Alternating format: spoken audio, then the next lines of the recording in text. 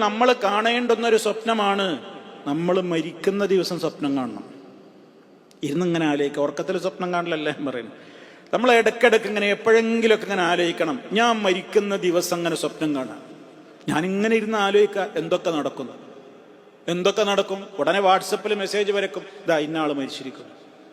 പത്രത്തിൽ വന്നു, വാട്സപ്പിൽ എല്ലാവരും ഇന്നാലില്ലായി ഒക്കെ പോസ്റ്റ് ചെയ്തു.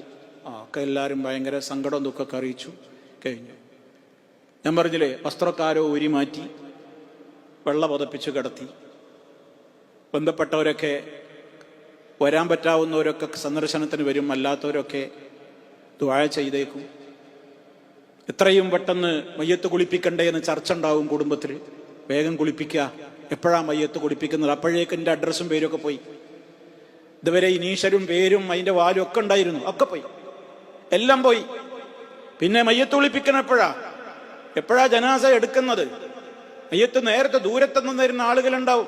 അവർക്ക് ആദ്യം നിസ്കരിച്ചു പോകാൻ വേണ്ടി ആദ്യം നിസ്കരിച്ച് മയ്യത്ത് വെക്കുക.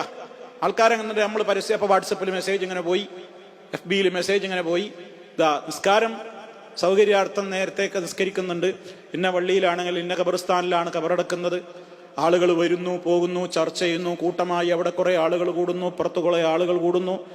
അങ്ങനെ അങ്ങനെ അങ്ങനെ അവസാനം നമ്മളെ വീട്ടിൽ നിന്ന്, കുടുംബത്തിന്റെ അടിയിൽ നിന്ന് നമ്മളെ മയ്യത്ത് കെട്ടിലാക്കിയാണ്ട് എടുത്താണ് കൊണ്ടുപോകും. കുറെ ആളുകൾ പിന്നാലുണ്ടാകും, പള്ളിയിലെത്തും, ജനാസ സംസ്കാരം നടക്കും, ഖബറിൽ വെക്കും, എല്ലാം കഴിഞ്ഞു തിരിച്ചു പോകുന്നു.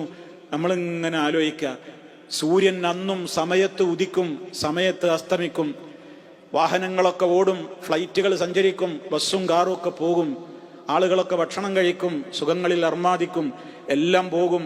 നമ്മൾ മാത്രം ലോകത്തില്ല എന്നേ ഉള്ളൂ. ഇതൊന്ന് ഇടയ്ക്ക് സ്വപ്നം കാണണം. അപ്പം നമ്മളെല്ലാ കിബറും അവിടെ നിൽക്കും.